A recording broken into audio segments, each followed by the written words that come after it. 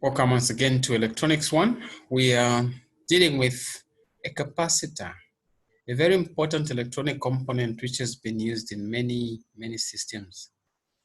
And you notice that in their construction, they are unique in their own way. Some people may confuse a capacitor for a battery, but these are two different items. But there are some similarities, except that a capacitor on its own has its own principles, as we shall see. So what is a capacitor? Well, simply put, we are referring to a device that has the capability to store electric charge. And it may make use of one or more pairs of conductors which have been separated by an insulator. The same insulator is also known as a dielectric. And what you see here is a series of some examples of capacitors which have been used. And all of them, as you may see, always have two legs representing the positive and the negative side, just like that. It could be on the same side or a through type. So others may also define it that it's passive two-terminal electric component that is used to store energy electrostatically in an electric field. In other words, this is a component that you should be able to charge, and then it stores electric energy. Very important point there. Look at this. In the construction, it means that you have two parallel plates, and those plates may be connected in such a way that they're not touching and they're separated by some material in between. In between there, the separating material can be air or some other wax, paper, mica, ceramic, a non-conductor, something that is not going to conduct, but separate the charges that will be built up on the two plates, separating them. And that insulating material is the one which is also known as a dielectric. So you have a buildup of one charge which is positive on the one side and a negative one on the other side. So here you go. If you look at the way the plates are, like we said, they will be parallel. They don't touch. Sometimes they can be rolled. And if you look, you have these two metals, and in between, you have the separating material, which is an insulator or a non-conductor. So you have the anode and the cathode, which is some metaphor coming from a particular metal. Then in between there, you have the material, which can be paper, wax, or something else. So that is always there to separate those two plates there. And if you look at this one, for example, you have the separating material being ceramic. And of course, outside, this is what we see outside, which is just some protective coating to ensure that whatever is happening there does not affect the whole environment. So then you have the connecting wires.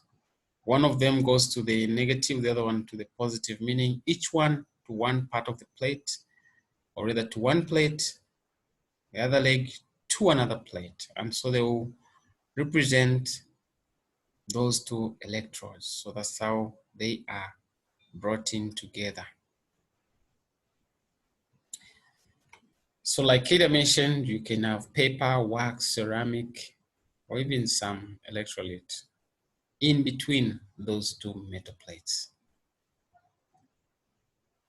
So in the operation, we're saying that if you are trying to charge a capacitor, then it means that you've connected it to an energy source, such that you've connected it like that. You have your dielectric in between.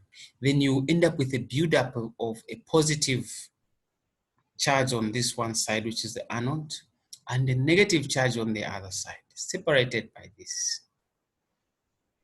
And that's why if you look at the symbol for a capacitor, it is simply those two plates, the two parallel plates separated like that, positive, negative.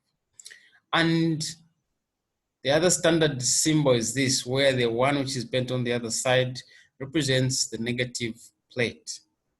But both symbols represent the same thing, which is a capacitor. So that is how you charge a capacitor. Or rather, that's how it is made inside, and that is how it also works when it is being charged. Discharging means that this may no longer be there, but you allow this stored energy, this to jump across, and then you have a flow of current to some other load out there. In talking about the types that are there for these capacitors, there are so many of them. And categorizing them, sometimes we look at the materials that have been used to make those capacitors.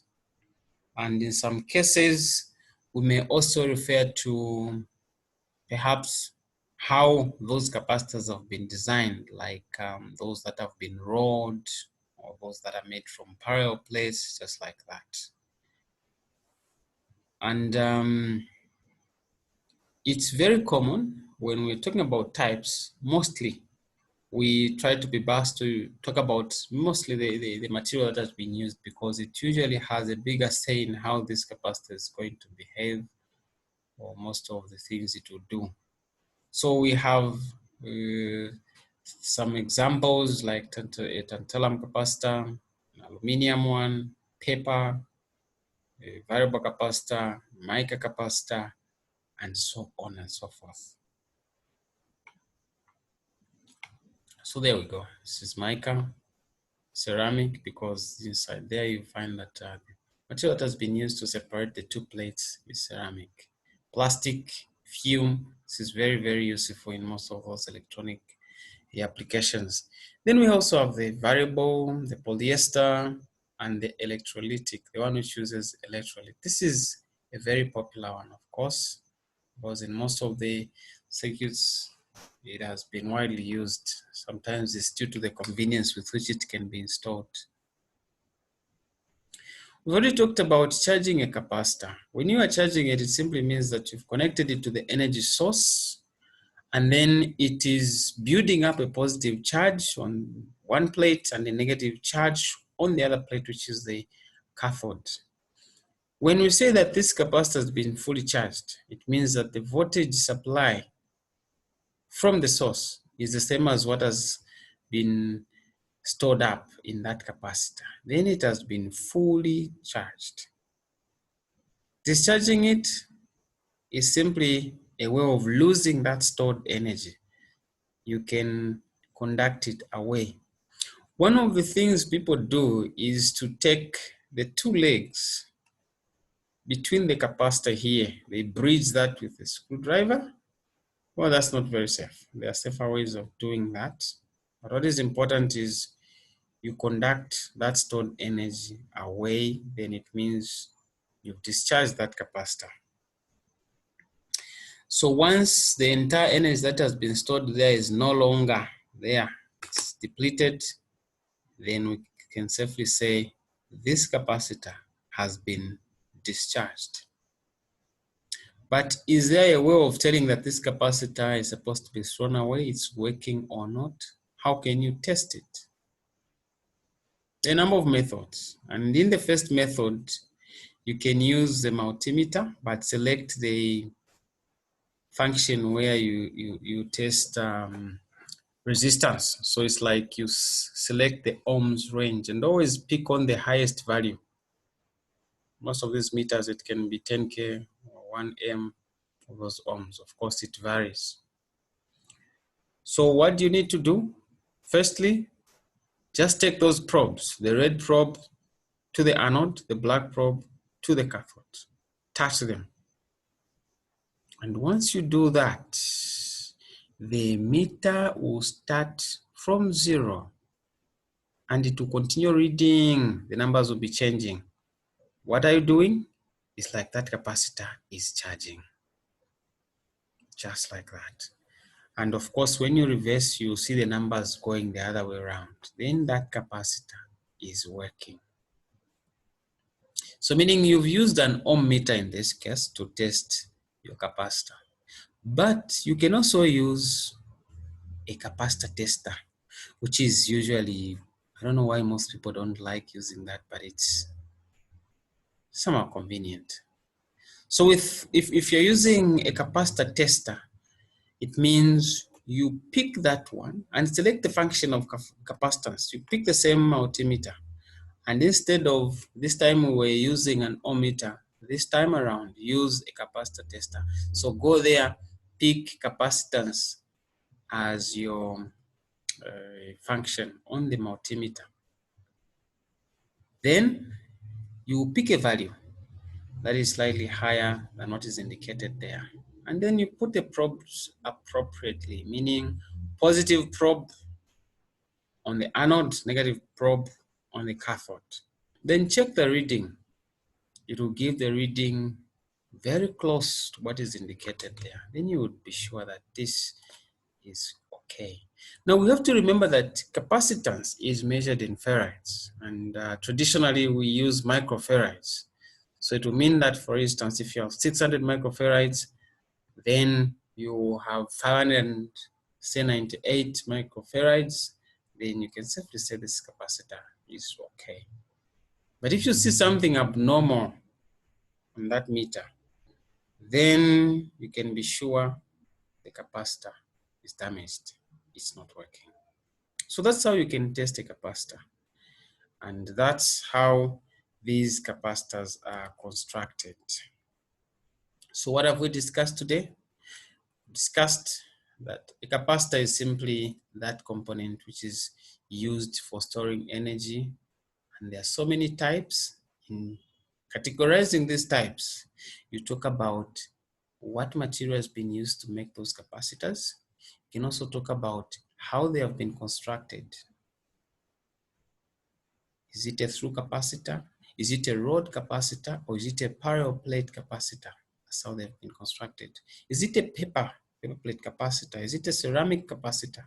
It's all talking about the kind of material that has been used there. So there's so many types, and it all depends on what they want to use it for. How do you charge it?